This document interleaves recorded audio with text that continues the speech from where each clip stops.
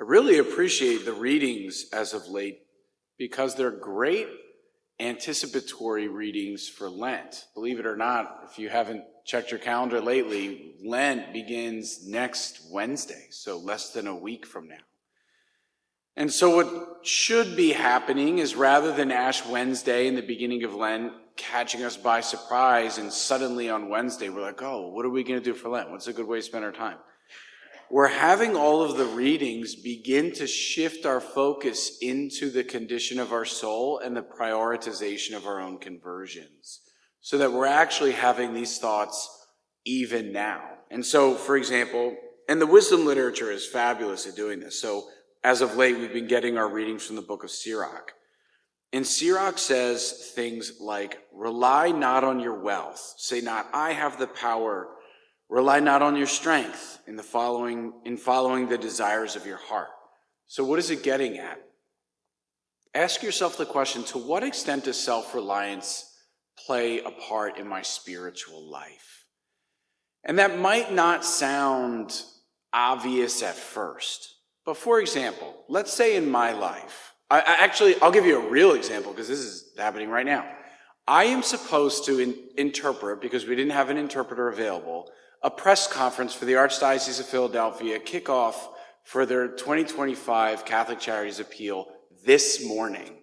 And I was notified about that this week. And I have a lot of things going on this week. And now I have to collect everybody's speech and get all of the lingo down and look at the vocabulary words, and I don't know how to sign that, and all the complicated concepts. And so the pressure for me today, this morning, is to say, I don't have time for prayer because I have to sit down and just grind this out so that it gets in my head, because I'm going to be on camera in a few hours. But if I dismiss prayer, what I'm saying really is, God, I depend on me.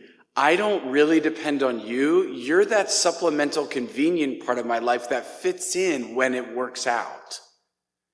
So am I going to make a declaration of dependence today by praying, or a declaration of independence and self-sufficiency?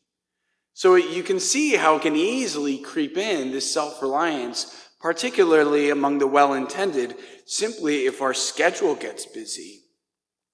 But then Sirach goes on and says, say not, I have sinned, yet what has befallen me, for the Most High bides his time. Or of forgiveness, be not overconfident, just adding sin upon sin.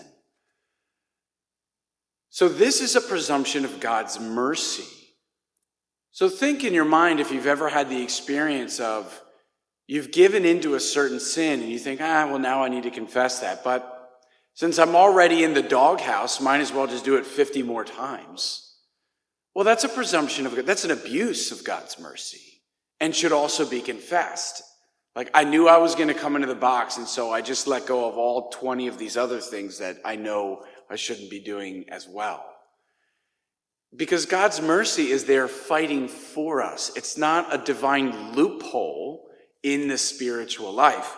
And so all of this ends with him saying, the point is, delay not your conversion to the Lord. Do not put it off from day to day.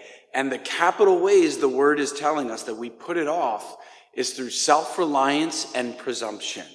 If we have self-reliance and presumption, we don't have the fire under our feet to motivate us every day to engage God, to work on our conversion, to struggle and wrestle anew in the spiritual life, so that our life and the life of Christ can come together according to God's design. And the gospel has the same sort of message. So as we're swiftly moving into Lent with Ash Wednesday, really just in our very near future, it's worth considering to what extent these vices are operative in our lives, and then to make the best use of our time during Lent, choose things that will push back against these specifically, rather than just something generic. All right, I'm just going to give up chocolate. Well, is chocolate undermining your relationship with God or not? What would be meaningful? And the Word of God is drawing our attention to these two considerations so that we might have the most fruitful Lent according to God's designs.